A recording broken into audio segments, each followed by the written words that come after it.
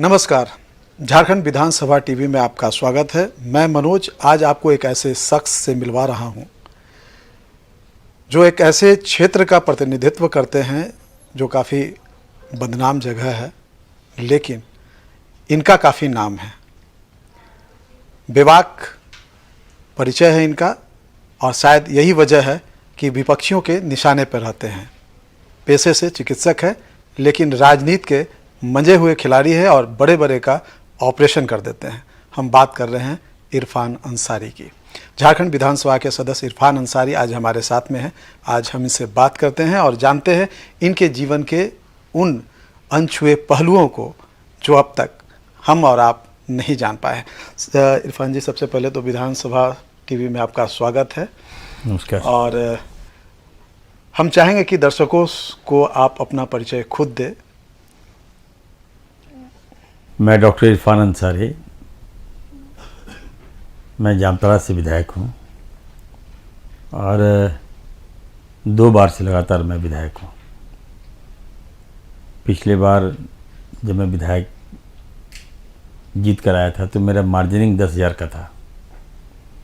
Second time में जब मैं जीत कर आया तो मेरा मार्जिनिंग 40,000 का है। तो मैं लगातार फील्ड में काम करता हूँ। चूँकि आपने राजनीति की बात की तो हम वहीं से शुरुआत करते हैं।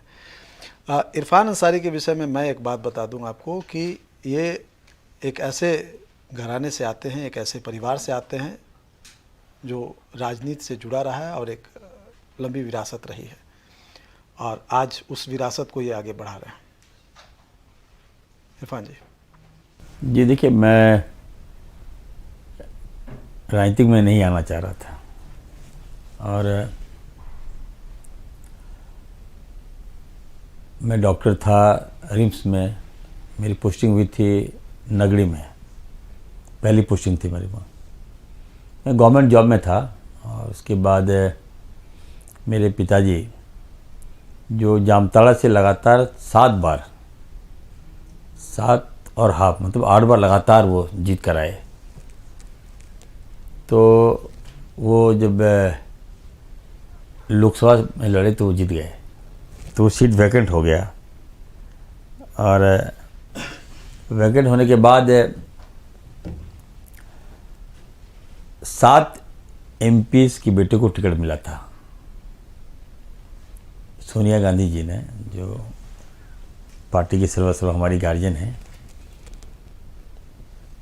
तो जब मेरे पिताजी नहीं चाह रहे थे कि मैं चुनाव लड़ूं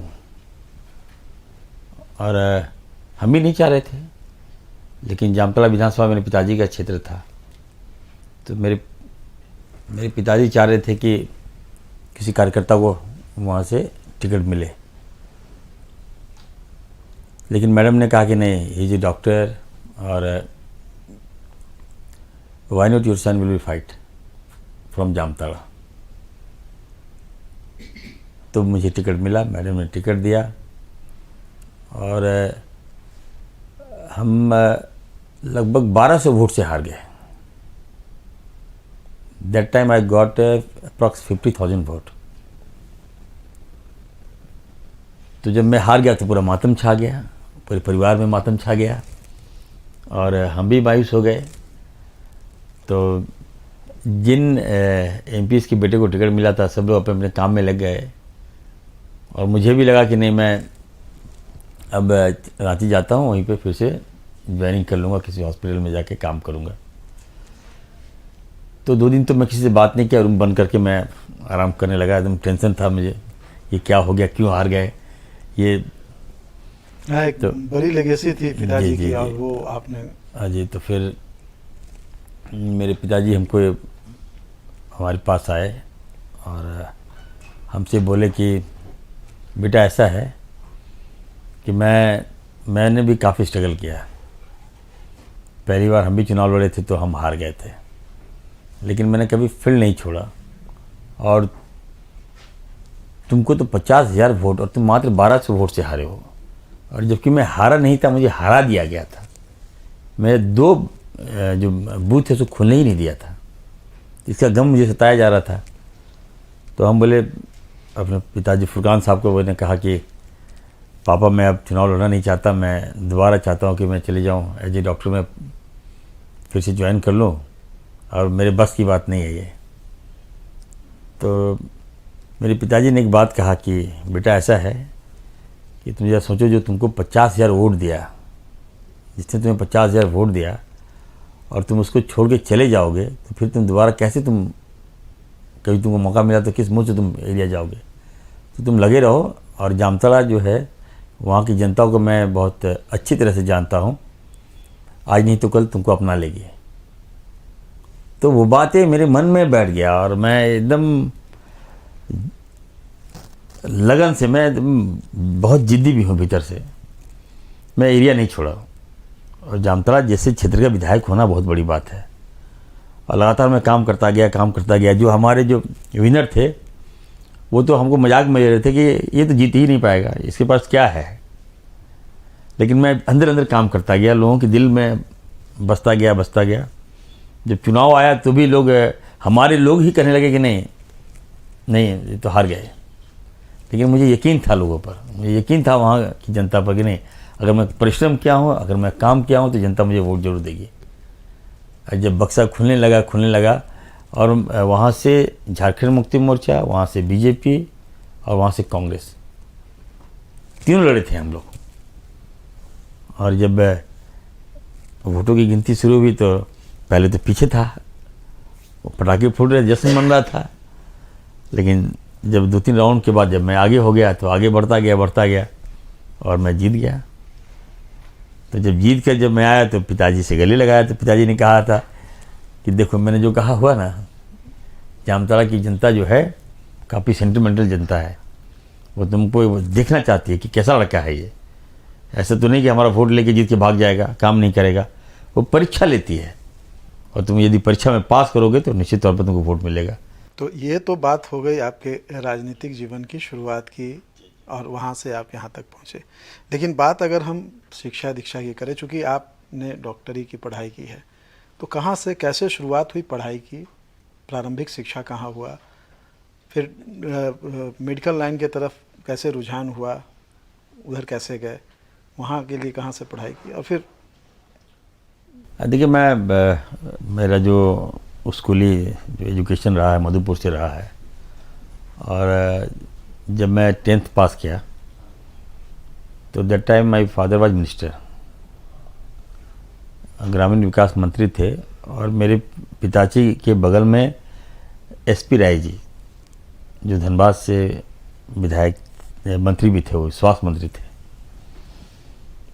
तो बात में जब जिनका बाप मंत्री हो तो बेटा ऑब्वियस है थोड़ा बहुत दाएं बाएं करेगा, लोग आने लगे, दोस्त आने लगा, तो थोड़ा बहुत हाथ पैसा वैसा मैं खर्च करने लगा। तो मेरे फादर को ये ख़राब लगा कि देखो अभी से स्टार्ट कर दिया ये। तो फिर एसपी राय जी बोले कि ऐसा है कि मेरी 2 बेटी हैं और 1 बेटा है, तीनों को और इरफान को भी आप लोग विदेश भेज दे रहे हैं, आप लोग भेज दीजिए उनको, एज ए मेडिकल वो लोग करके चलाएगा। तो इंटर में पास भी नहीं किया था, मुझे लग रहा था कि मेरा रिजल्ट क्या होगा, नहीं होगा, फेल कर जाऊंगा तो नहीं जा पाऊंगा। लेकिन थैंक गॉड जब मेरा पासपोर्ट वीज़ा बन गया तो उसमें रिजल्ट भी निकल गया, तो रिजल्ट में फर्स्ट डिवीजन से मैं पास कर गया। तो हम लोग चले गए विदेश। वो तो विदेश भेजने का और डॉक्टर बनाने का अगर सच पूछे तो एसपी राय जी जो है हमारे, वो अभी नहीं है, वो मेरे गार्जियन थे, उनकी ही देन थी कि मैं एज ए डॉक्टर बनूं। तो मैं डॉक्टर बन के तो आ गया, तो लेकिन काफ़ी स्ट्रगल मुझे करना पड़ा विदेशों में भी। वहाँ का रहन सहन, वहाँ का वातावरण, छोटे से जगह से खास करके अगर मधुपुर की बात अचानक करें या हम चले गए। जामताड़ा की हाँ बात अचानक, और ऐसा बच्चा जो मान लीजिए मैट्रिक इंटर पास करके तुरंत वहाँ चला जाए, अब मुझे खाना बनाने नहीं आता था, बर्तन साफ़ करने नहीं आता था। तो जिस हॉस्टल में थे तो हमारे जो सीनियर लोग थे, अब वो कहे तुम क्या जानते हो, मेरे से हम कुछ जानते नहीं हैं, तो तुमको ऐसा करो, तुम जब क्लास से आते थे शाम में हम लोग अंधकार हो जाता था, वहाँ चारों ओर बर्फ़ ही बर्फ़ था, तो क्या कर सकते हो, हम जो दिए हम सब का बर्तन साफ़ करते थे, तब मुझे खाना मिलता था। तो ये काम था मेरा। तो फिर भी चले स्ट्रगल बहुत किए, और जब डॉक्टर बन के जब डिग्री मिला मुझे, तो एक बहुत बड़ा ऑक्सीजन होता है वहाँ। और सभी डॉक्टर्स को एक शपथ लेना पड़ता है कि आप when you got the degree, तो आप मानवता की जी, कभी भी आप किसी को भी देख लीजिए, कोई मुसीबत में हो, कोई एक्सीडेंटल हो या कोई समस्या में हो, तो चाहे जहाज़ में हो, चाहे ट्रेन में हो, चाहे बस में हो, चाहे ऑटो में हो, चाहे कार में, कहीं भी आप, तो आपका पहला कर्तव्य है कि उसे जान बचाना। और मैं हमेशा से मेरे बैग में सभी दवाई आज भी रहती है। आज भी रखते हैं। और एक दो बार ऐसी घटना भी घटी, मैं बता दूं आपको। खैर चलिए, मैं तो डॉक्टर जब डिग्री लेके आया यहाँ पर, तो फिर इंटर्नशिप मेरा हुआ। फादर मेरे बिहार में मंत्री थे उस समय 2000 में, तो वो लोग भी रांची शिफ्ट कर गए, तो हम भी रांची चले आए। तो यहाँ रिम्स में थे, फिर मैं नगड़ी चला गया, वहाँ पे मैंने जॉब किया। उसके बाद टिकट मिला तो फिर मैं राजनीतिक में आ गया। कुछ दृष्टांत बता रहे थे, कुछ घटना जो रोचक थी आपके जीवन से जुड़ी हुई। बहुत सी ऐसी बातें हैं। चलिए, किस बात पे हम बोल रहे थे कि बैग लेकर साथ चलने का ओथ लेनी है, डॉक्टर मानवता की सेवा करने का शपथ। हाँ, वो जब डॉक्टर बन गए हम, तो राजनीतिक में मैं आना नहीं चाहता था। और प्रेरणा मुझे कहाँ से मिली कि जब मैं हॉस्पिटल में था, तो हमारे जितने डॉक्टर, सीनियर डॉक्टर्स थे, मेरे पिताजी को दिखता था कि जब वो आते थे रांची, तो अपने साथ 3 या 4 पेशेंट को लेकर चले आते थे। और मेरा बेटा वहाँ पे है, चले जाओ। और जब कोई पेशेंट आ गया, गरीब पेशेंट आ गया, तो मुफ्त में इलाज करते थे। अपना सैलरी के पैसा से हम इलाज करवा रहे हैं। डॉक्टर लोग से भी आग्रह करने लगे कि सर देखिए, गरीब आदमी है, गरीब पेशेंट है, तो इसको देख लीजिए। सारे डॉक्टर भी हमको कॉपरेट करते थे। तो 1 दिन, 2 दिन, 3 दिन, उसके बाद 1 महीना, 2 महीना के बाद डॉक्टर ने कहा कि इरफान जी, या तो आप डॉक्टर यहाँ हॉस्पिटल छोड़ दीजिए, या तो मुझे निकाल दीजिए आप। फ्री में यहाँ नहीं कुछ हो सकता है। तब मैंने ठाना कि नहीं भाई, चलिए, अब एज ए डॉक्टर मैं लोगों को उतना सेवा नहीं दे सकता हूँ। अगर मुझे मौका मिला राजनीतिक में, तो मैं सेवा दूंगा। तो निश्चित तौर पर देखिए, आज मैं मेडिकल भी कर रहा हूँ और लोगों की सेवा भी कर रहा हूँ। अच्छा, छात्र जीवन, मधुपुर एक एकदम पिछड़ा इलाका, एक एकदम से डेवलप कंट्री में जा कर के, तो कुछ रोचक ऐसी घटनाएं जो जीवन का वो ऐसा काल होता है जो कभी आदमी नहीं भूलता है। उसमें बहुत सारी गलतियां होती हैं, बहुत सारी, उन गलतियों में भी कुछ अच्छी चीज़ें हो जाती हैं जो ज़िंदगी भर याद रहती है। और आपके चेहरे की मुस्कुराहट बता रहे हैं कि कुछ ऐसी यादें हैं जुड़ी हुई। नहीं, देखिए, घटना मैं बता रहा हूँ आपको। मैं लुगांस मेडिकल कॉलेज से इंजीनियरिंग पास, मेडिकल कंप्लीट किया हूँ। तो एक घटना बड़ा रोचक है, बता दूँ आपको। 26 जनवरी था, और विदेश में ये है कि आप झंडा नहीं फहरा सकते हैं। और शुरू से ही थोड़ा सा वहाँ भी लोगों को, या मेरे फ्रेंड लोग को लगता था कि नहीं, ये तो पॉलिटिशियन का बेटा है, ये है वो। तो क्या हुआ कि जाने अनजाने में कहिए, हम सबको बुला के वहाँ पे तिरंगा फहरा दिए अपने कॉलेज में। तो ये पनिशेबल था वहाँ। तो किसी ने शिकायत कर दिया, और वहाँ पे तो सारे लोग हैं, वहाँ इंडियन है, पाकिस्तानी है, श्रीलंकन है, अरबियन है, चाइनीज़ है, हर देश के, सारे देश के थे। तो मुझे नहीं मालूम कि कौन सा क्राइम कर दिया, हमने तो तिरंगा फहरा दिया वहाँ। तो उसके बाद 2 दिन तक मुझे मतलब सस्पेंड कर दिया क्लास से। मतलब तिरंगा फहराने की सजा हाँ। मिली आपको। तो वो आज भी जब भी मैं तिरंगा फहराता, तो वो क्षण मेरे दिमाग में आता है कि नहीं, चलिए, हमने देश का नाम कम से कम विदेशों में भी रोशन करने का काम किया। वहाँ भी मैंने हिंदुस्तान का तिरंगा फहराने का काम किया। के लिए सजा वहाँ भी जी पाई। जी। अगर हम बात करेंगे, ये तो बात हो गई सार्वजनिक जीवन की, राजनीति की, लेकिन अगर अपने परिवार की बात करें, तो चूँकि डॉक्टर की पेशे की बात करें या फिर राजनीति की बात करें, दोनों ऐसा क्षेत्र है जहाँ समय नहीं है अपने परिवार के लिए। दोनों सेवा भाव से किया जाता है, दोनों में जो लोग अगर दरवाजे पे आ गए तो अपने परिवार को छोड़ करके देखना होता है। कैसे समय निकालते हैं और कैसे समय देते हैं? देखिए, मेरे जब से मैं पैदा लिया तब से मेरे पिताजी ने, मेरे फादर फुरकान साहब विधायक थे, होश संभाला तो विधायक। और शुरू से दिखता था कि मेरे पिताजी सवेरे, मतलब मॉर्निंग में हम लोग चेहरा नहीं देखते थे। वो एक बैग लिए और मधुपुर से एक ट्रेन आती थी 8 बजे, बनारस एक्सप्रेस, तो उसमें चले गए एरिया। फिर रात में 12 बजे रात को आते थे, जब हम लोग सो जाते थे बच्चे लोग। रोज़ का रूटीन वही था। लेकिन संडे को मेरे पिताजी मधुपुर में जनता दरबार लगाते थे, और संडे को हम लोग अपने फुरकान साहब अपने पिताजी को देखते थे, आमना सामना होता था। तो जनता दरबार आज भी लगता है हमारे यहाँ, फुरकान साहब आज भी लगाते हैं। तो मतलब हज़ारों की संख्या में लोग आते हैं वहाँ, सबका काम करते हैं, सबका जो भी समस्याएं हैं उनका समाधान करते हैं। शादी ब्याह, गरीब है, इलाज है, मरीज है, तो सारा काम। तो वो सीख मेरे मन में भी आ गया। उसको देखते देखते लगा कि नहीं, यही सच्ची सेवा है। पिताजी मेरे आइडियल हैं। मेरे घर में मेरी माँ है, मेरी पत्नी है, बच्चे हैं हमारे, मेरी बड़ी बहन है, छोटी बहन है। बड़ी बहन के हस्बैंड डीसी थे, छोटी बहन के हस्बैंड अभी एसी हैं बोकारो में। मेरा छोटा भाई जो MBA किया हुआ है लंदन से, वो अभी सारा बिजनेस देखता है हमारा। तो सुखी संपन्न हम लोग, अच्छा परिवार है। समय कैसे देते हैं? संपन्नता तो है, लेकिन समय का बात अगर हम करें, नहीं बिल्कुल, इसी का तो परिवार, बच्चे, उनको तो समय चाहिए, केवल सुख और सुविधा नहीं। बिल्कुल, ये उनको इरफान अंसारी का थोड़ा सा समय चाहिए। देखिए, इसी की लड़ाई होती है घर में, बहुत ज़्यादा लड़ाई होती है। और कभी 15 दिन, कभी 20 दिन घर नहीं जा पाता हूँ। वाइफ से भी लड़ाई होती है, बाल बच्चे से भी लड़ाई होती है, और सबसे ज़्यादा मेरी माँ से लड़ाई होती है। माँ कहती है पिताजी भी MLA थे तो वो आते थे, लेकिन तुम नहीं आते हो। तो समय नहीं मिलता। उस समय की अलग बात है। आजकल देख रहे हैं कितना एकदम राजनीतिक के नाम पर ध्रुवीकरण कहिए, या बहुत ख़राब लगता है। हम लोग इतना लोग नफरत के बीज बोते जा रहे हैं। तो आने वाले दिन हमें लगता है कि पॉलिटिशियन को लोग बहुत ख़राब नज़र से देखेंगे। हम लोगों को स्ट्रांगली हेल्दी राजनीति करनी चाहिए।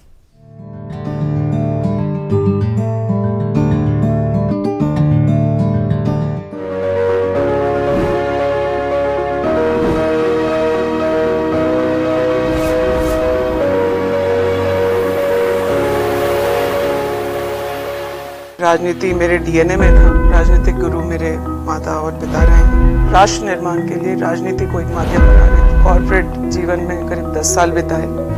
देश के लिए भी काम कर रहे हैं और कांग्रेस पार्टी को सशक्त राजनीति के लिए मैं डेस्टिनेट हूँ। मुझे जिस वक्त जो जिम्मेदारी मिली, मैंने उसे बहुत ईमानदारी से निभाया। झारखंड विधानसभा के विशेष कार्यक्रम जाने अपने विधायक में आपका स्वागत है। इस कार्यक्रम में हम माननीय को जानने की कोशिश करेंगे, विधायक को जानने की कोशिश करेंगे, और इसकी शुरुआत हम जिस विधायक के बारे में बात करना चाहते हैं, जिनके बारे में आप जानना चाहेंगे, तो थोड़ा हम आपका परिचय कराएं कि ये शख्स, इनको परिवार से राजनीति की शिक्षा मिली थी, इनके DNA में राजनीति था, लेकिन विरासत में इन्हें कुछ नहीं मिला। इन्होंने अपनी तकदीर और राजनीति की जो कि इन्होंने किताब लिखी है, इन्होंने खुद से लिखी है। हम बात कर रहे हैं दीपिका पांडे सिंह की। महागामा विधानसभा से आती हैं। पहली बार इन्होंने चुनाव लड़ा और चुनाव जीतकर आज विधानसभा में है, और अपनी प्रखर वाणी की वजह से, अपनी सोच की वजह से, अपने जुझारूपन की वजह से आज अपने क्षेत्र में और झारखंड में एक चर्चित विधायक के तौर पर स्थापित हो चुकी है। तो दीपिका जी, आपसे शुरुआत करते हैं, और विधानसभा टीवी में आपका पहले तो बहुत बहुत स्वागत। और सबसे पहले सवाल कि आप जिस परिवार से आती हैं, राजनीति अगर हम समझने की कोशिश करें तो आपका जो प्रथम पाठशाला था वो परिवार से मिला। जी, बहुत बहुत धन्यवाद तोमर जी। और जैसा आपने कहा कि राजनीति मेरे DNA में था, तो मैं मानती हूँ कि मेरे पहले राजनीतिक गुरु मेरे माता और पिता रहे हैं। और संगठन में किस तरीके से काम होता है, ये काम मैंने अपने परिवार में सीखा। आप कह सकते हैं इंटर्नशिप की तरह जो हम लोगों का स्टूडेंट लाइफ था, उसमें उनको उनके संगठन के काम में मदद करने की वजह से हम लोग अपनी पार्टी को, कांग्रेस पार्टी को, और जो संगठन के अलग अलग विंग हैं उनके काम को समझ जो है हम लोगों को थी। लेकिन मेरे पेरेंट्स ने हम लोगों की शिक्षा को अहमियत दी और यहीं रांची से हम लोगों की पढ़ाई लिखाई हुई। इसलिए मैं छात्र जीवन में तो राजनीति से नहीं जुड़ पाई, लेकिन आने वाले समय में शायद मेरे लिए तय था, ये डेस्टिनेट था, तो मैं राजनीति में गई। लेकिन आप छात्र जीवन में राजनीति में आई, तो वो जो टर्निंग पॉइंट था जब आप जुड़ी, क्योंकि परिवार में आपने उठते बैठते राजनीति को बहुत करीब से देखा था, आपकी माताजी, आपके पिता दोनों राजनीति में बहुत सक्रिय थे, तो क्या उनकी तरफ से सहमति थी कि आप राजनीति में जाएं?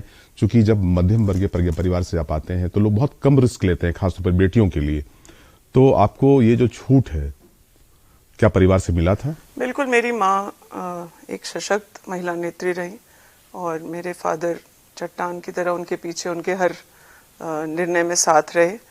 लेकिन जो शुरुआती समय था, पढ़ाई लिखाई का समय था, तो शायद मेरी माताजी के मन में भी इच्छा थी कि मैं किसी ब्यूरोक्रेटिक सर्विसेज में जाऊं, पढ़ाई लिखाई करके एक अच्छा करियर बनाऊं, और मैंने उनकी इच्छा को आंशिक रूप से पूर्ण करते हुए कॉर्पोरेट जीवन में करीब 10 साल बिताए। लेकिन मुझे लगता है कि जब मैंने यह निर्णय लिया कि मुझे राजनीति में आना है, तो वह दौर था जब राहुल गांधी जी ने यूथ कांग्रेस का प्रभार ले लिया था। वो जो सफर है और जो आपकी बचपन का सफर है, तो आपकी स्कूलिंग कहाँ से हुई थी? मैं यही रांची से पढ़ी लिखी हूँ। मेरा स्कूलिंग केरली स्कूल HEC प्रेमिसेस में ही है, वहाँ से स्कूलिंग हुई हमारी। कॉलेज मैंने सेंट जेवियर्स रांची से किया, फिर PG की पढ़ाई XISS Xavier Institute of Social Services से करने के बाद फिर मैं करियर में को बनाने में रही, और उस बीच में मैंने अपने लॉ की भी पढ़ाई पूर्ण की। लेकिन उसके बाद एक समय आया 2010 का कि जब मैं सक्रिय रूप से राजनीति में आई, और वो राहुल गांधी जी के आह्वान पर देश भर के युवा छात्र राजनीति में, यूथ राजनीति में आ रहे थे और राष्ट्र निर्माण के लिए राजनीति को एक माध्यम बना रहे थे।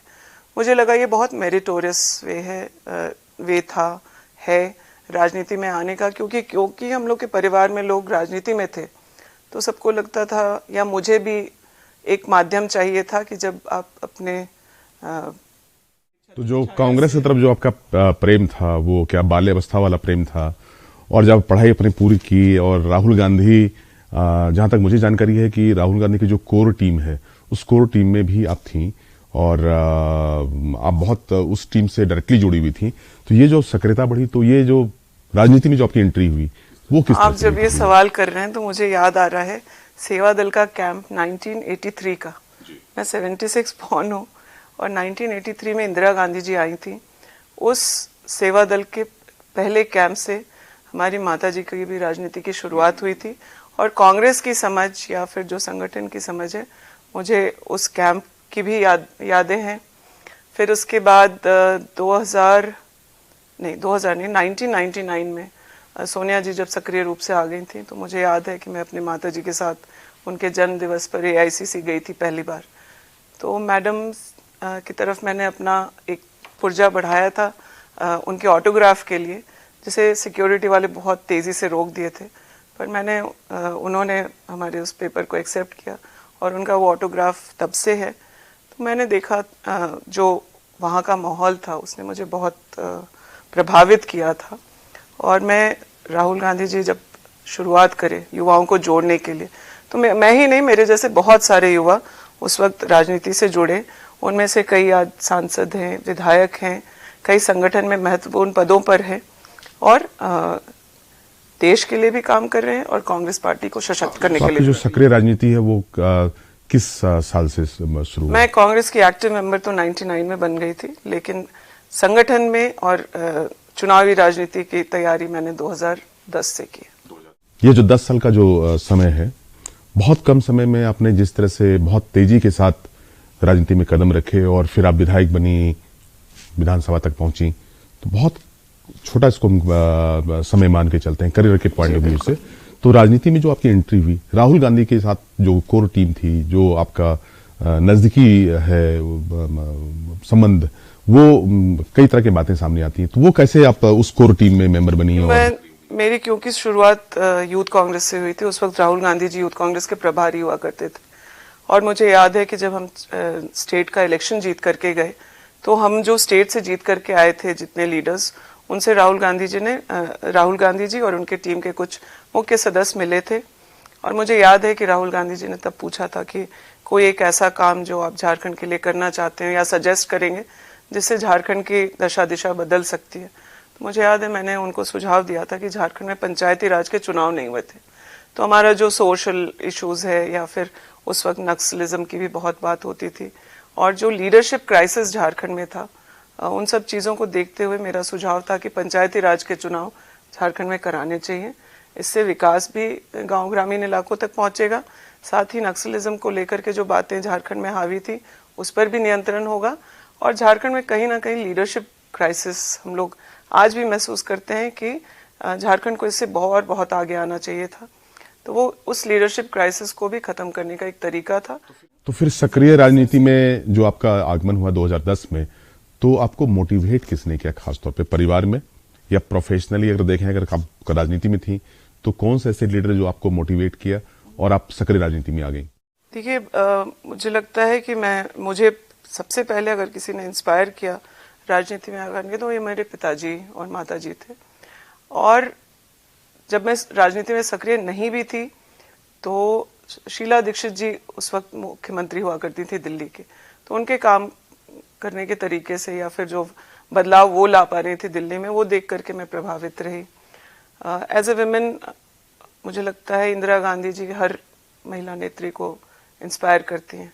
और फिर मैंने राहुल गांधी जी के आह्वान पर किया और धीरे धीरे उन्हें अपना आइडल मान करके कमज़ोर लोगों की आवाज़ किस तरीके से बनना है उस पर मैंने काम किया और उसमें आगे बढ़ी।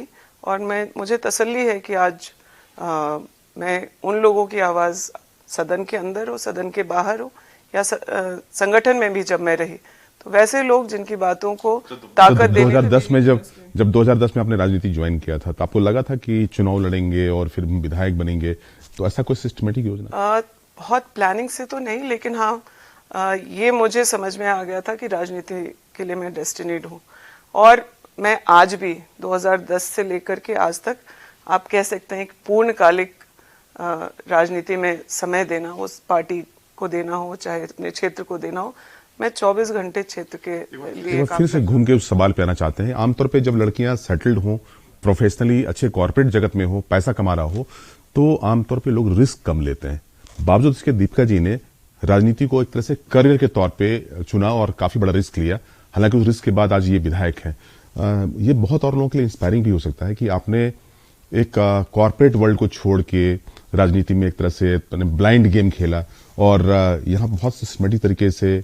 तो क्या ये व्यक्तित्व का पहचान पहले से आपके पास था? लगा था कि नहीं, जैसे हमने एक्सरसाइज से किया और कॉर्पोरेट की दुनिया में एंट्री ले ली, राजनीति में एंट्री लेंगे और फिर यहाँ पे चौका छक्का मारेंगे? देखिए, इसमें मुझे लगता है कि जब हम ये निर्णय ले रहे थे कि अब हमें नौकरी छोड़ करके राजनीति करनी है, पूरे समय राजनीति करनी है, तो मुझे लगता है मेरे हस्बैंड रत्नेश ने काफ़ी इसमें सपोर्ट किया। हम लोग ने बैठ कर तय किया कि इस वक्त हम लोग इस पोजीशन में हैं कि रिस्क ले सकते हैं, और मेरे इच्छा और पैशन को देखते हुए उन्होंने मुझे इसमें बैक किया।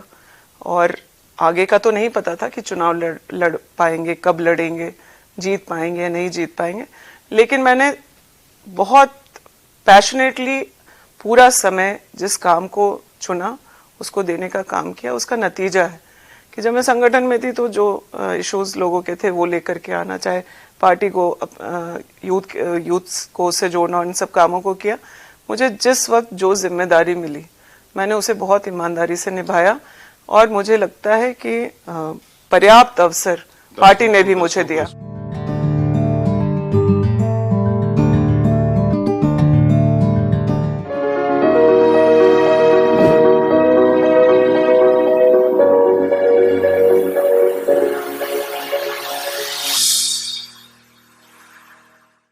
नमस्कार, झारखंड विधानसभा टीवी में आपका स्वागत है।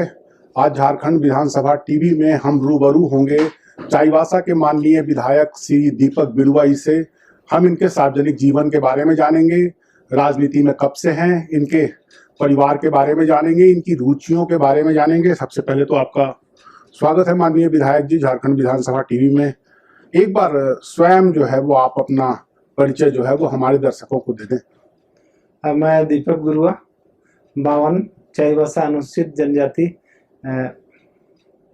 एसटी विधानसभा क्षेत्र से 3 बार से विधायक हूँ। आपके जो राजनीतिक जीवन की शुरुआत हुई विधायक जी, ये कहाँ से शुरुआत हुई आपकी, किस प्रकार से शुरुआत हुई? झारखंड आंदोलन में आजसू और झारखंड स्टूडेंट यूनियन का आंदोलन चला अलग राज्य को लेकर के। जी। उस समय से चूंकि मैं रांची में पढ़ता था, रांची विश्वविद्यालय का छात्र था, इसलिए उस आंदोलन से मैं प्रभावित होकर, और उस समय आसाम में भी उससे पूर्व जो है ना आसाम स्टूडेंट यूनियन का आंदोलन चल रहा था, तो उस कारण से हम लोग उससे प्रभावित थे। तो आजसू यहाँ गठन हुआ तो उस आंदोलन में हम भी शरीक हुए, तब से मेरी राजनीतिक लाइफ शुरू हुई। मतलब छात्र राजनीति से आप फिर सक्रिय राजनीति में आए झारखंड आंदोलन के क्रम में। हाँ। और शिक्षा दीक्षा वगैरह जो है वो आपकी स्नातक की पढ़ाई की मैंने रांची विश्वविद्यालय से। जी। क्यों, क्या विषय वगैरह? मेरे पूर्व में मैं साइंस का छात्र था, लेकिन एक बार मेरा रिजल्ट खराब होने के बाद इंटर के बाद फिर से हमने परमिशन लेके फिर आर्ट्स में हिस्ट्री से मैंने ऑनर्स की है। सामान्य तौर पे ऐसा देखा जाता है कि राजनीति में मतलब कुछ ना कुछ ऐसी वजह बनती है। आपने बताया कि झारखंड आंदोलन के दौरान जो है वो आपको सक्रिय राजनीति में आना पड़ा। आप राजनीति में ही आना चाहते थे या ये कोइंसिडेंस था, ये घटना थी कि उस समय झारखंड आंदोलन चल रहा था, या आपने सोच ही रखा था कि आपको राजनीति में ही आना है? नहीं, ऐसा कोई राजनीति में आना है ऐसा कोई मेरा प्रायोजित प्लान नहीं था। हम लोग पढ़ते थे और क्षेत्र जाते थे, गांव जाते थे, तो सरकारी कार्य वगैरह में आम लोगों के कुछ कुछ काम होते थे तो बहुत लोग परेशान होते थे। हम लोग भी जाके प्रयास करते थे कि उनका काम हो, पदाधिकारी ढंग से व्यवहार नहीं करते थे, वो लोग ऑफिस के चक्कर लगाते लगाते परेशान हो जाते कोई भी समस्या को लेकर। तो उस समय हम लोग को भी लगता था कि सही में राज्य अलग होना चाहिए, यहाँ के लोगों का व्यवहार भी ठीक नहीं है, इसके आंदोलन को हम लोग को आगे बढ़ाना चाहिए। ये सब भी कारण बना, इस कारण से हम जो है ना सक्रिय राजनीति में आए। तो आप तो लगातार 3 टर्म से विधायक हैं, आपको क्या लगता है कि आज से जब आपने शुरुआत किया था झारखंड आंदोलन के वक्त से, उसके बाद से अभी तक कितना बदलाव आया है?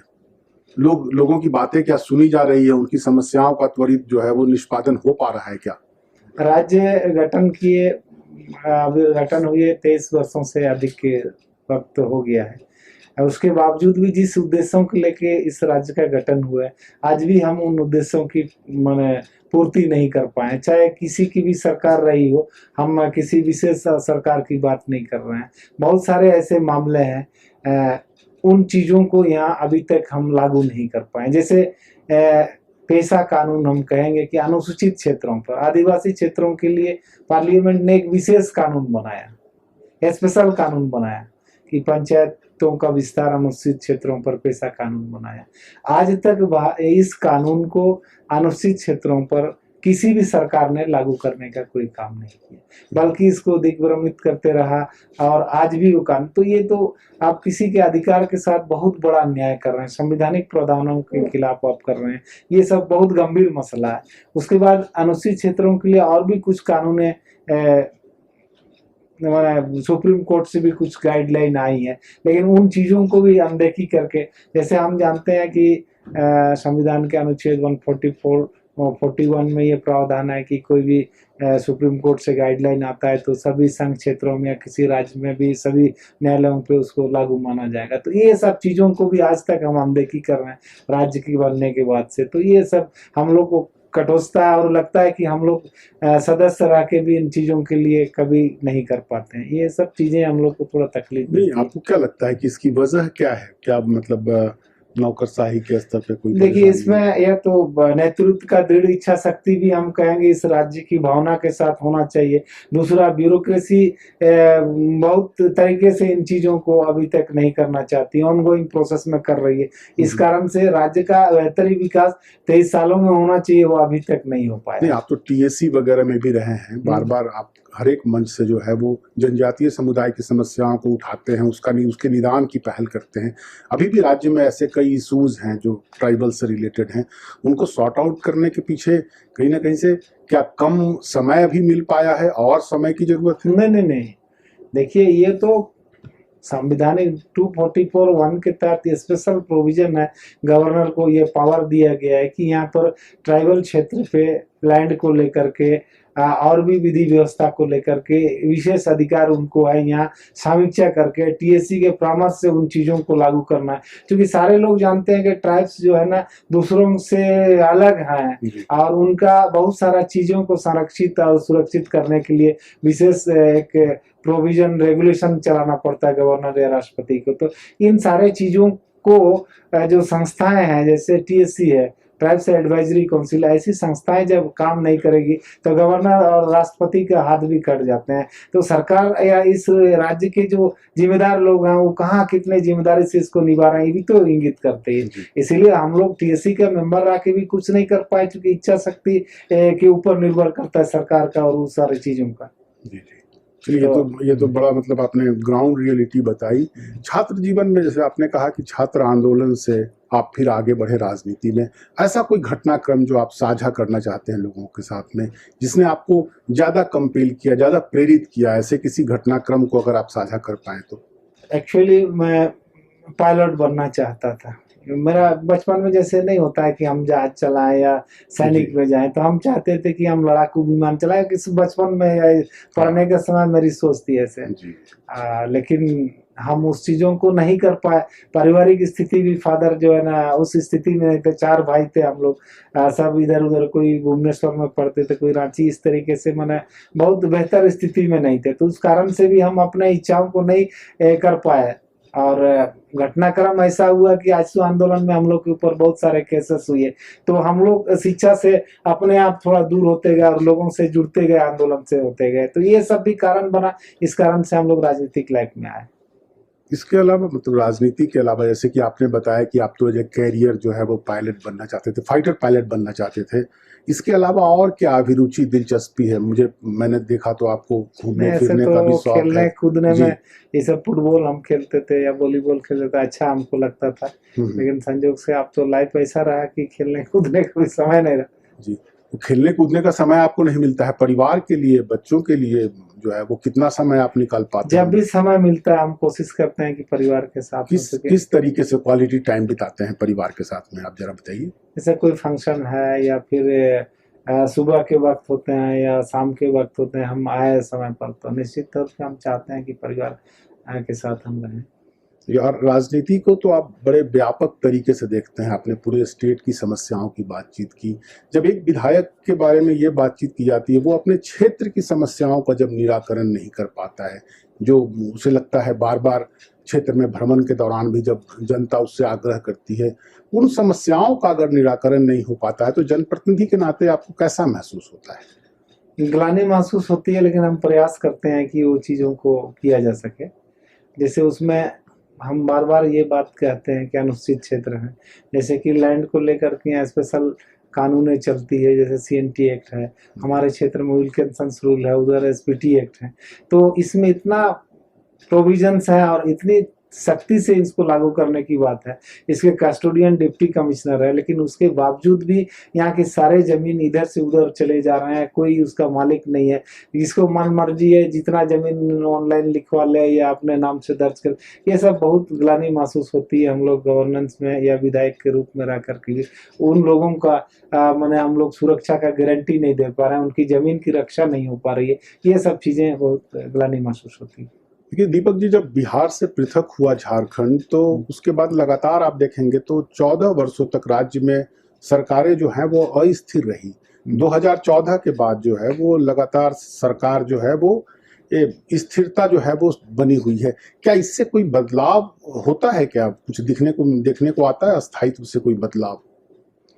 अस्थायित्व से बदलाव तो निश्चित आना चाहिए, क्योंकि अल्पमत वाली सरकार कभी भी बार्गेनिंग का या कभी भी दबाव का स्थिति में आ सकती है, लेकिन जो स्थिर सरकार होती है वो एक ठोस नीतिगत निर्णय लेने पर कभी चूकती नहीं है, नहीं चूकना चाहिए, क्योंकि उनके ऊपर सरकार गिरने का या बीच में फिर जनादेश लेने की कोई ऐसी स्थितियां नहीं होती है। इसके अलावा कामकाज विकास कार्य को लेकर के जो बदलाव क्षेत्र में आप लोग महसूस करते हैं? अभी तक तो हमने, आप जैसे जान ही रहे हैं कि 2014 में भारतीय जनता पार्टी की अस्थाई सरकार 5 साल की रही, और अभी हाँ मैंने जो झारखंड मुक्ति मोर्चा और कांग्रेस की जो राजद की गठबंधन की सरकार है वो भी मोटा मोटी स्थिर स्थिति में ही है। तो लेकिन दोनों की सरकार, किसी की मैं व्यक्तिगत आलोचना नहीं कर रहा हूँ, लेकिन अभी भी बहुत सारे काम जिस तरीके से होने चाहिए उस तरीके से अभी भी काम नहीं हो रही। ये राज्य के लिए, यहाँ के जनता के लिए ये थोड़ा अफसोस की बात है, हम लोगों के लिए भी। आप विधानसभा की आश्वासन समिति के सभापति भी हैं। अमूमन हम लोगों को ये अनुभव आता है कि जो आश्वासन है वो टाल दिए जाते हैं, पूरा नहीं होता है। बार बार जो है वो सदन के भीतर भी कार्रवाई के दौरान विधानसभा अध्यक्ष किशोर इंगित करते हैं। आपको क्या लगता है इस क्षेत्र में आप क्या योगदान कर रहे हैं कि जो आश्वासन हैं वो पूरे हो जाएं? देखिए, जब मैं आश्वासन समिति का अभी 1 साल होने जा रहा है, आश्वासन समिति का मैं सभापति हूँ, और जब हमने इस पे काम करना शुरू किया, हमने देखा कि 5000 से अधिक मामले लंबित हैं आश्वासन के, और वो 2005 से 2004 से भी लंबित मामले चलते आ रहे हैं जी। हमने कोशिश करी कि विगत दिनों 1000 से अधिक मामले को हमने निष्पादित करवाया, और आज भी मैंने विभागीय बैठक की थी। बहुत सारे ऐसे मामले हैं जिसको मैंने अभी तक कमिटी ढो रही है। हम लोग चाहते हैं कि कंप्लेंट्स जिसका कंप्लीट हो गया, यदि विभाग के स्तर से रिक्वेस्ट आता है कि भाई इसका कंप्लेंट्स हो गया, हम सत्यापित कर लें, तो निश्चित तौर पर उन सारे मामलों को ड्रॉप करने का हम लोग कार्रवाई कर रहे हैं। तमाम मुद्दों पे बातचीत हुई। एक अंतिम सवाल आपसे लेंगे कि आप लगातार अपने क्षेत्र का प्रतिनिधित्व कर रहे हैं, लेकिन ऐसे कौन से 2 बड़े इश्यूज हैं जो इस इतने दिनों के बावजूद भी आप चाहते हैं इसको सॉल्व करना, वो सॉल्व नहीं कर पा रहे हैं आपने अपने क्षेत्र से? देखिए, सबसे बड़ी बात है, मैं जिस समुदाय से बिलोंग करता हूँ, आरक्षित सीट से मैं चुनाव जीतता हूँ, और जो कानून हम बीच में भी आपसे जिक्र किए कि अनुसूचित क्षेत्रों के लिए जो पंचायत उपबंध का विस्तार किया गया, पेशा कानून, वो इस सरकार के द्वारा इस क्षेत्र में लागू नहीं होना, और क्षेत्रीय भाषाओं का विकास नहीं हो पाना, और यहाँ के मूल निवासियों का जमीन के कानून के रहते हुए उनका हक उसको नहीं दिला पाना, ये हमारे लिए भी बहुत तकलीफदेह है, और हम चाहेंगे कि ये सारे चीज़ों पर एक ठोस माने कार्रवाई हुए, काम हो, ताकि उसका फल निकल सके। तो आज हम रूबरू हुए चाईबासा के विधायक श्री दीपक बिरुआ जी के साथ। अगली कड़ी में हम किसी और हस्ती के साथ रूबरू होंगे। तब तक के लिए नमस्कार।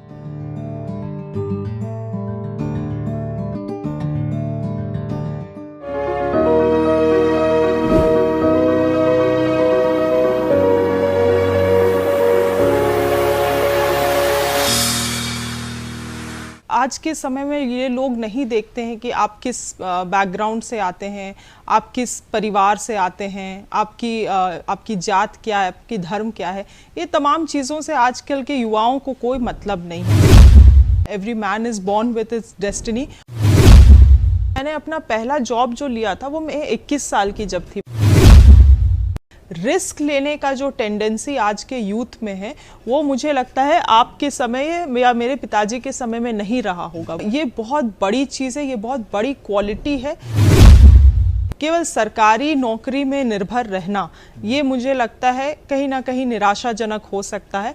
इसीलिए स्वरोजगार की ओर भी बढ़ना बहुत ज़रूरी है। मजबूत राज्य झारखंड गढ़ पाएंगे।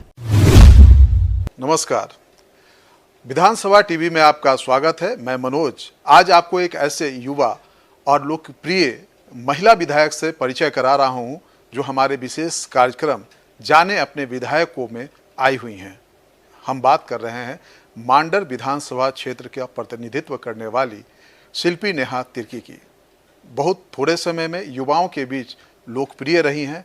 अपने बेबाक और अगर कहे तेज तरार बहस से विधानसभा में अपने दूसरे सहयोगियों का भी दिल जीतने में कामयाब रहती हैं। तो हम बात करते हैं शिल्पी नेहा तिर्की से। नेहा जी, आप विधायक बनी हैं, पहली बार बनी हैं, मांडर जैसे क्षेत्र का प्रतिनिधित्व कर रही हैं। अगर हम वहाँ की अगर हम बात करेंगे तो एक रांची से जुड़ा हुआ है, रांची का क्षेत्र है, रांची जिला में आता है, लेकिन ग्रामीण परिवेश है, जनजातीय समुदाय के लोग वहाँ रहते हैं, अल्पसंख्यक समुदाय के लोग रहते हैं और उनका प्रतिनिधित्व करती हैं। ऐसे में अगर हम आपके परिचय की अगर हम बात करेंगे तो उस क्षेत्र का प्रतिनिधित्व आप कर रही हैं, तो ये शिल्पी नेहा तिर्की का परिचय क्या होगा दर्शकों के लिए उस क्षेत्र का प्रतिनिधित्व करते हुए? जी मनोज, नमस्कार, जोहार आप सभी को। जैसे कि आपने सही परिचय दिया, मांडर विधानसभा क्षेत्र से मैं अभी विधायक हूं और अगर मैं खुद के बारे में परिचय दूं तो मुझे लगता है कि मैं एक युवा चेहरा हूं। एक बहुत समय के बाद एक युवा चेहरा को मौका मिला है मांडर विधानसभा क्षेत्र में, एक महिला विधायक हूं, तो मुझे लगता है ये तमाम चीज़ें हैं जो मैं अपने जनता के लिए लेकर आती हूं। वो सहानुभूति एक महिला होने के नाते, वो एक नई सोच, एक नई विचार, एक युवा चेहरा होने के नाते, और मुझे लगता है कि ये एक जो नई वेव ऑफ चेंज है उसे भी बहुत सकारात्मक रूप से मांडर की जनता देखती है। जी, बिल्कुल सही कहा आपने कि एक महिला होने के नाते, एक महिला जो एक बड़ा अगर कहा जाए तो एक पूरी आधी आबादी का प्रतिनिधित्व होता है आपके माध्यम से। दूसरी तरफ आप युवा हैं, बदलाव की जो बयार बह रही है, और अभी अगर हम अपने देश को देखें तो देश की एक बड़ी आबादी युवाओं की आबादी है और देश की बागडोर उन्हीं के हाथों में जानी है। ऐसे में सारे युवाओं की जो है उम्मीद की एक किरण भी आप बनती हैं। तो इस कार्यक्रम में आपका स्वागत है। और जैसा कि हमने दर्शकों को बताया कि आप पहली बार जीत कर आई हैं, तो ये विधानसभा में आना, वो भी ऐसे समय में आना जब आधा समय निकल चुका है अगर कहा जाए विधानसभा का, उसके बाद आप आई हैं। एक तरह से कहा जाए कि एक ये आपका विधानसभा में आना, एमएलए बनना, ये एक सोची समझी अगर कहा जाए भविष्य की योजना थी, या फिर एक एक्सीडेंटल, चूँकि जैसा लग रहा है कि ये एक एक्सीडेंटल घटना है कि आप यहाँ तक पहुँची हैं। तो ये यहाँ तक आने में जो एक एक्साइटमेंट की बात कहे या जो चीज़ जो जिम्मेवारी मिल गई है, तो इसको किस रूप में आप देखती हैं? क्या लगा था जब आपको चुनाव लड़ने के लिए कहा गया था और आप जीत कर यहाँ पहुँची थी?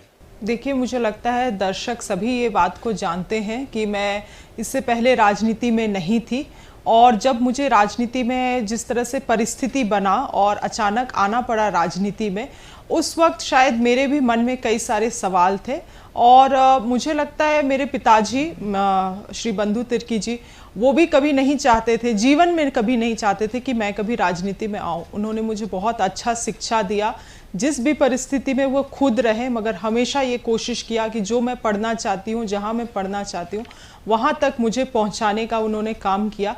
और मैंने भी अपना एजुकेशन, हायर एजुकेशन बाहर से किया। बाहर कई साल के लिए, 7-8 साल के लिए मैंने बेंगलोर जैसे शहर पे नौकरी भी मैंने किया।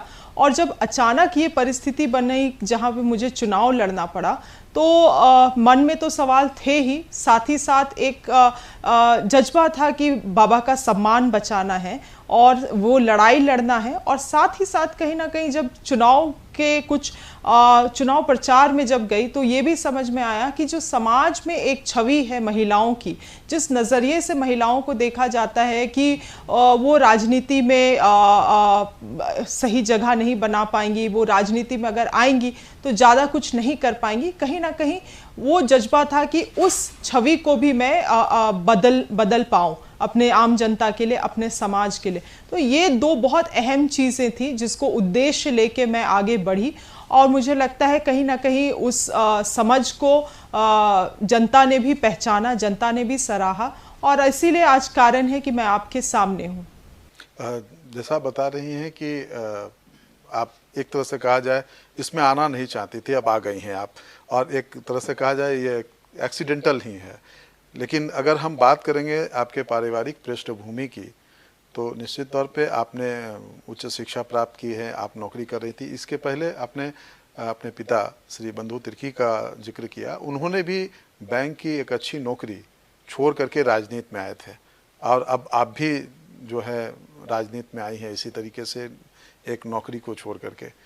तो जैसा अभी आपने कहा कि महिलाओं को राजनीति में बहुत अच्छे तरीके से नहीं देखा जा सकता है कि वो कैपेबल नहीं है सही तरीके से, तो आप अपने आप को साबित करने के लिए या ये कहिए कि उस महिला वर्ग को कि महिला सक्षम है, आज चांद पे जा रही हैं, आज अंतरिक्ष में जा रही हैं, और भारतीय महिलाओं की अगर हम बात करें तो काफ़ी पुरानी एक फहरिस्त रही है, लंबी फहरिस्त रही है, जिसमें उन्होंने अपने कामों से देश और दुनिया को एक नई दिशा दी है।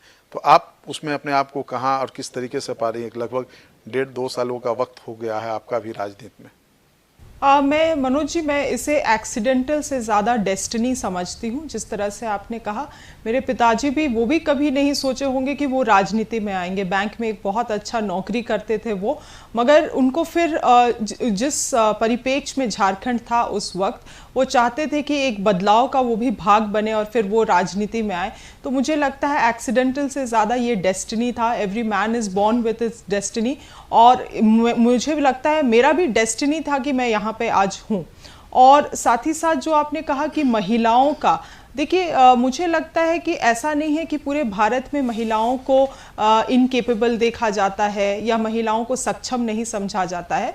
कई सारे ऐसे फील्ड्स हैं जिसमें महिलाएं बहुत अग्रीम हैं। आप देखिएगा, चाहे वो फाइनेंस हो, चाहे वो बिजनेस हो, चाहे वो डॉक्टरशिप हो, चाहे इंजीनियरिंग हो, किसी भी फील्ड को आप उठा के देख लीजिए, महिलाएं बहुत अच्छा कर रही हैं। मगर ज़रूर समाज में आज भी ऐसा श्रेणी है जहाँ पे महिलाओं को कम समझा जाता है, कम आंका जाता है, और विशेष रूप से ये ग्रामीण क्षेत्रों में हमें देखने को मिलता है।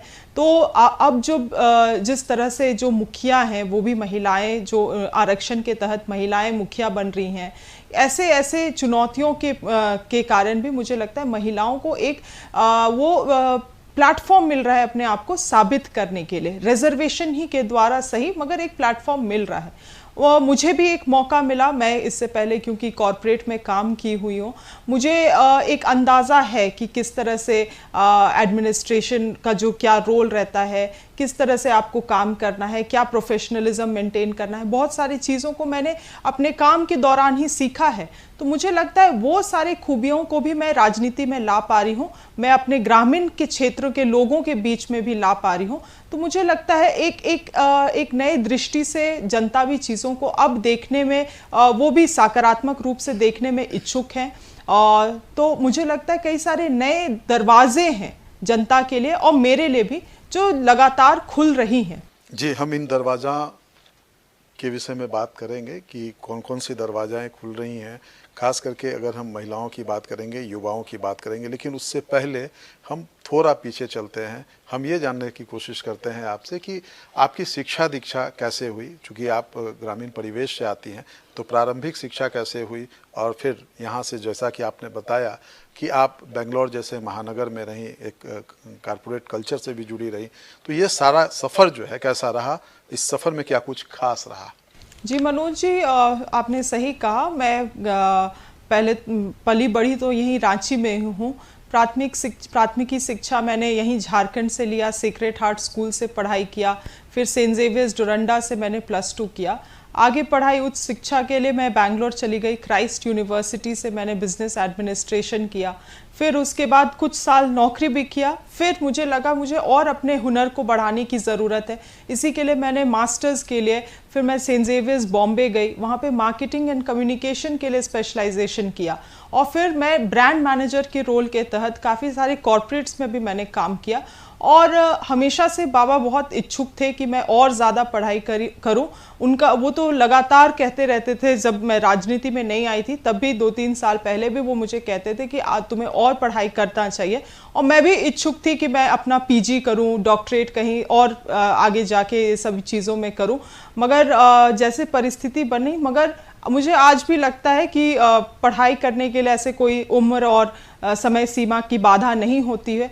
ज़रूरत पड़ेगी और इच्छा रहेगी तो ज़रूर आगे भी पढ़ाई को मैं जारी रखूंगी। जी बिल्कुल, पढ़ाई की कोई उम्र सीमा नहीं होती है। और सबसे बड़ी बात यह है कि आपने ये जो पूरा सफ़र किया पढ़ाई का, आप एक ऐसे परिवेश से आती थी, आप एक ऐसे समुदाय से, एक ऐसे जगह से जाती हैं जो काफ़ी पिछड़ा माना जाता है झारखंड, ऐसे भी पूरे देश में। खास करके अगर हम शिक्षा की भी बात करें तो वो भी काफ़ी, और आपने महानगरों में शिक्षा हासिल की। महानगरों की अगर हम बात करेंगे तो जैसे आपने कहा बेंगलोर, आपने मुंबई में पढ़ाई की, वहाँ अगर हम देखेंगे तो देश के चुनिंदा जगहों से बड़े बड़े लोगों के बड़े बड़े बच्चे, बड़े पैसे वाले लोग, बड़े शिक्षित लोगों के परिवार से जुड़े हुए लोग आते थे। वैसी स्थिति में अपने आप को उन सब के बीच किस तरीके से सामंजस्य बैठाया आपने, और किस तरीके से एक रास्ता खोला जो आने वाली पीढ़ी है उनके लिए कि वो भी वहाँ जा सकते हैं? देखिए, मुझे हमेशा से ये महत्व तो बताया गया था कि पढ़ाई का क्या महत्व होता है, और मैं आपको मनोज जी एक हकीकत भी बताना चाहती हूँ जो मैंने अनुभव किया है। लोग आज के समय में ये लोग नहीं देखते हैं कि आप किस बैकग्राउंड से आते हैं, आप किस परिवार से आते हैं, आपकी जात क्या है, आपकी धर्म क्या है। ये तमाम चीज़ों से आजकल के युवाओं को कोई मतलब नहीं है। मतलब है तो आप कितना आप में हुनर है, आप कितना कैलिबर रखते हैं, क्या करने की क्षमता रखते हैं, इन तमाम चीज़ों को देखा जाता है। और मुझे लगता है मैं बहुत भाग्यशाली हूँ कि ऐसे लोगों के साथ मुझे पढ़ाई करने का मौका मिला, जहाँ मुझे कभी भी ये भी अनुभव नहीं हुआ कि मैं किस बैकग्राउंड से आती हूँ, या मेरा जात क्या रहा है, या मेरा धर्म क्या रहा है। मुझे बस वो एक सक्षम एनवायरनमेंट मिला, एक माहौल मिला, जहाँ पे मैं कि अपने आप को बराबरी में, कभी भी कोई भी जनरल हो या किसी भी जात का हो, मैं उनके साथ बराबरी में करके अपने क्षमता को मैंने प्रदर्शित कर पाई। तो मुझे लगता है ये एक बहुत अच्छा मौका मिला। और मुझे लगता है, जैसे मैंने कहा कि आज के युवाओं को इन सभी चीज़ों से कोई मतलब नहीं है, तो हमें इन सभी चीज़ों को कभी ना कभी, हम इसे राजनीतिक रूप से लोग ज़रूर इस्तेमाल करते हैं, मगर मुझे लगता है कि आज के समय में जिस तरह से युवा आगे बढ़ रहे हैं, बहुत सारी चीज़ों को दरकिनार करते हुए, मुझे लगता है एक नई पीढ़ी, एक नई सोच, एक नए समय का शुरुआत हो रहा है, और इन सभी चीज़ों में ध्यान देने की ज़रूरत है। बाकी जात धर्म अधिकतर राजनीति में ही आपको दिखेगा, आम लोगों के जीवन में ये सब चीज़ें मायने कभी नहीं रखती है। जी बिल्कुल सही कहा आपने कि बदलते भारत की एक तरह से कहा जाए कि तस्वीरें जो युवाओं के हाथ में जो भारत जा रही है, वो चीज़ें नज़र आती हैं जब हम शैक्षणिक संस्थानों में जाते हैं, या कारपोरेट में जाते हैं, या अगर हम कहीं काम करने जाते हैं। अगर हम इन सारे चीज़ों को देखें, जैसा कि आपने बताया कि एक सकारात्मक माहौल मिला आपको, वैसे लोगों का साथ मिला, वैसे जो आपके सर्किल में जो दोस्त आपके बने सारे वैसे ही लोग थे, उसी सोच के, उसी सकारात्मक सोच के थे, जो इन सारे चीज़ों को, इन जो दकियानुसी, अगर हम कहें दकियानुसी विचारों को नहीं मानते थे, और एक बेहतर माहौल में आपने अपनी शिक्षा ग्रहण की। उस दौरान चूँकि ये जो समय होता है, अगर हम कहें उम्र का, कि एक ऐसा उम्र होता है जब छूट जाता है, तो ताउम्र उस उम्र के उस पड़ाव की बात अगर हम कहें, युवावस्था जो होती है, किशोरावस्था से युवावस्था, ये हमें हमेशा याद दिलाता है। उन यादों को जब हम याद करते हैं तो हम गुदगुदाते हैं, मुस्कुराते हैं। कई बार आपके जीवन में भी ऐसे चीज़ें आई होंगी, तो हम चाहेंगे कि दर्शकों के साथ आप शेयर करें। बिल्कुल मनोज जी, जब आप मुझे सवाल कर रहे हैं, उसी वक्त मैं इन सभी जवाबों को याद करके मैं मुस्कुरा रही हूँ। तो आपने सही कहा। देखिए, मैं तो शुरू से ही मुझे लगता है मैं बहुत एडवेंचरस नहीं रही हूँ कभी भी। मतलब बहुत एक सिस्टमैटिक रही हूँ हमेशा से। और कॉरपोरेट में जब मैं गई भी तो मुझे लगता था कि मैं बिल्कुल कॉरपोरेट में ही बिलोंग करती हूँ, क्योंकि बहुत सिस्टम से चलना, सिस्टम को फॉलो करना, ये सभी चीज़ें मेरे में ट्रेड्स शुरू से रही। तो मुझे बहुत अच्छा लगता था वो कॉरपोरेट एनवायरनमेंट में काम करना। मैं ब्रांड मैनेजर के रोल में थी, तो अधिकतर क्या होता था, ब्रांड मैनेजर का जो जॉब रहता है वो ब्रांडिंग होता है। आप किसी भी चीज़ों को कैसे तरीके से आप ब्रांड करो, उसका परसेप्शन बनाओ, ताकि उसको आप सही तरीके से सही कस्टमर को आप उसको सेल कर पाओ। सबसे मतलब अगर लेमैन टर्म्स में मैं आपको समझाऊं तो वही होता है। इस चीज़ को मैं करती थी, और करते करते मुझे कहीं ना कहीं 7-8 साल के बाद, या मुझे लगता है in half mid term into the job, मुझे ये भी रियलाइज़ होने लगा कि मैं कहीं ना कहीं केवल ऐसा काम कर रही हूँ जिसमें मैं अपने हुनर को सही तरीके से उपयोग नहीं कर पा रही हूँ। मोनेटाइजेशन में ज़्यादा मेरा फोकस है, क्योंकि मेरा जॉब उस तरह का था, I am making the rich richer. मगर जब एक तरफ मैं ऐसे बैकग्राउंड से आती थी और मेरे पिताजी जो हैं वो ऐसे काम कर रहे थे और लगातार उनसे बातचीत होता था, तो वो बिल्कुल वैसे लोगों के लिए काम कर रहे थे जिनके लिए कोई है नहीं, जिनका कोई सुनता नहीं है। तो मुझे लगता था कि मेरे पास जब इतना शिक्षा है, जो शायद मेरे पिताजी को नहीं हासिल हुआ होगा, जब मेरे पास इतना शिक्षा है, जब वो हुनर है, तो मैं क्यों नहीं वैसा कुछ काम कर रही हूँ जिसमें मैं भी समाज को एक तरीके से सेवा पहुँचा सकूँ उन लोगों को जिनको मेरी सेवा की ज़रूरत है। मगर मनोज जी, मुझे कहीं ना कहीं ये नहीं समझ पाती थी मैं कि कैसे इसको करूं, कैसे करूं, क्योंकि राजनीति ही एक मोड़ होना चाहिए या एक रास्ता होना चाहिए, ऐसा भी नहीं था। तो मैं कहीं सोच रही थी कि कुछ एनजीओ शुरू करके या समाज सेवा के रास्ते में आऊं। और मैं वो कहते हैं ना कि जब आप कुछ चीज़ें आपके जहन में लगातार आती हैं तो किस्मत खुद ब खुद रास्ता बना लेता है। और मैं शायद आज मैं इसको बात को आपको बताऊं तो मुझे भी कितना विश्वास होता है इस बात में मुझे नहीं मालूम, मगर ऐसा सही में हुआ कि उसके बाद 3-4 साल बाद ये पॉलिटिकल लाइफ मेरे लिए शुरू हुआ। तो कहीं ना कहीं हम जहाँ भी हैं आज, हम लोगों ने अपने लिए उस चीज़ों को मैनिफेस्ट किया है, अनकॉन्शियसली कॉन्शियसली। मुझे भी लगता है राजनीतिक रूप से मैं जुड़ूंगी समाज सेवा से, ये तो मैंने नहीं सोचा था, मगर हाँ, समाज सेवा ही आखिरी रास्ता होने वाला है, ये मैंने ठान लिया था, तय किया था, और डेस्टिनी ब्रॉट मी हियर।